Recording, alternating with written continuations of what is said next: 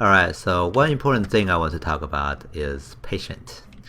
The patient doesn't mean you have to go really slow, but rather you stay at some stage for long enough so that it's good enough. Okay. For example, we're doing the basic shape. Now in this particular stage, you want to make sure that you have the correct position for the cheekbone. I'm thinking my cheekbone is too high, so let me drag it lower. Okay. And then also look at other places, like I think the back of the head is getting a little bit too small, so I'm going to give it a little bit more volume. Okay.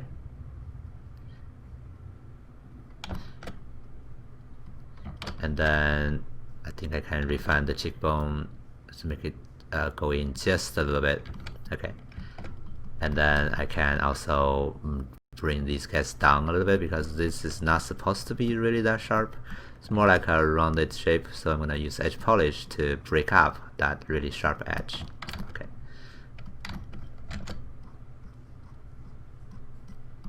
Alright. Cool. And then I think I'm going to make my chin just a little bit thinner. Okay. Cool. And smooth out the geometry. So I want you to stay here for long enough, maybe let's say 20 to 30 minutes.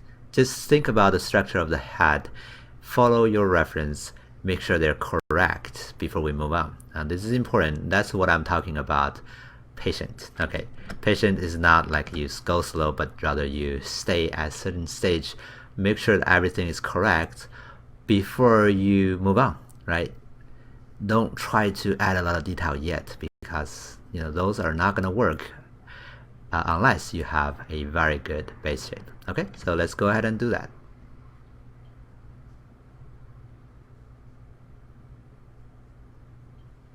Alright, welcome back. So let's actually go ahead and start doing some more detail on the head. So one thing I want to figure out is where the eye is, because that's the important thing, right? So I'm gonna hit the 2 button or whatever shortcut you have to switch back to clip it up. Make the brush a little bit smaller. Like the size of the eyeball, you can hold it on Alt and start to maybe a little bit bigger than that to carve in the socket for the eyeball. Okay. And you can blend it to the bottom. Okay. So that's where the socket of the eyeball is. Let me keep digging in a little bit more. Now, depending on what kind of character you're making, this might be deeper or not as deep as mine. Okay, and then afterwards you can smooth it out. Okay, now very important thing: go to the bottom view and tweak the arc. Okay, so it's still kind of like a spherical surface, but you have those 2 budge or 2 bone turning point over here for the eyebrow, and make sure that you see that and you have a nice arc connected to it. Okay. Alright, and you can also tweak it from all different other angles. Okay. And let me keep carving in and smooth that out. Now you can see now we have the cheekbone, right? We have the eyebrow bone, and we have these. Or let's say these, right? The inside of the eyebrow, outside the turning point of the eyebrow, this part, the cheekbone, and those 2 at the very bottom is 2 points of the bone, the end point of the bone, or the bumping out part of the bone. Those 1, 2, 3, 4, these 8 right points are the important landmark for any character. If you figure out their relationship correctly, then it's gonna be really looking like them. Okay. Because that's the primary features, the proportion of this character. Notice that I didn't even mention eyes, nose, and mouth, because those things are not as important as these things. Okay, by important I don't mean they are more attractive, they're more eyeball sucking, right? They're more like the foundation of the model. So make sure that you have those things correct. Okay, let me clear the graph. Alright. Now let me go ahead and then add the nose part. I can easily use clip it up to draw out some volume here. Now this is not going to look good in the beginning, but then I can go to the side view and then start dragging it out to reposition the geometry or tweak it. Right? to make it looks like a nose shape from the side view. Okay, this can go in a little bit. And then I can control drag to dynamesh it to get a better topology, shift to smooth it. And then I can add the side of the nose by using clay build up. Okay, it's connected to the tip, of course, right? And I can use move brush to tweak its shape and smooth out the part I don't quite like. Now for beginners, this may feel a little bit weird or hard to do. You may end up with the shape you don't like to have. Now that's totally normal because it does take a lot of practice to be able to do it really quickly. So if you feel a little bit frustrated, that's just the way it is. Okay, just do more practice, and you can eventually make something real quick. Okay, I'm trying to go also really slow. Right. The thing you want to mend the most is the side views contour. Then from the front view, the right proportion, so you have smaller side of the nose and the tip of the nose. But this is really different on different characters, so you cannot just say a default proportion for these. I would recommend you to look at your reference and see what proportion you're getting from your reference. Okay, let me control drag to redynamesh it. And at the bottom, then you can use clay build up, holding down Alt to dig in the hole of the nose, the nostrils, smooth that out. Okay, and then also you can holding down Alt while using clay build up just to clean up the surrounding structure a little bit, make it sit on a fairly even bottom. Okay, I'll try to do a lot of dragging to refine the proportion because that's the important thing. Okay, now go to the side view and make sure that you can see that this is fairly even. You don't want this part to be far in the front, like some people may end up something like this or something like this. Make sure that the side view is also okay, because that's the view you don't visit that much.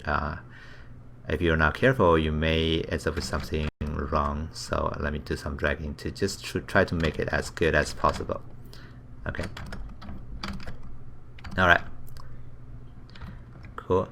Now one more thing we need to block out is the mouse. For the mouse though, first of all, it's a big volume, so we can draw out a more like a cylindrical shape or a spherical shape around it. If you have learned some anatomy, you know that it's having this muscle around it like this around the mouse. Okay, you can have those basic structures kind of like blocked out first before you even create the mouse part. If you're lazy, you can also use the chisel brush. You can see there is a mouse. Okay, you can use that to turn off the symmetry, of course, and draw out the mouse. I don't quite like that, okay, but that's one of the options you can do. Okay, I'm just gonna go from scratch. So here, I'm gonna use stamp standard and then start drawing out the seam between the lips. I think that's a little bit too big, so let me go smaller here. Again, you want to be really careful about this, right? Where it is or how big it is. Or in the side view or the front view, you can see the proportion here. This line in the middle, compared from the bottom of the nose to the bottom of the chin, where this guy is, right? Generally speaking, human body can be the face can be separated into 3 big chunks. This one, and this one, and this one, right? So they're equal. Okay, so 1, 2, 3 big volumes. 1, 2, 3. Right, so you have the nose in the middle, and you have one more on the top, one more on the bottom, and that's where you grow hair. Okay, let me clear the mask.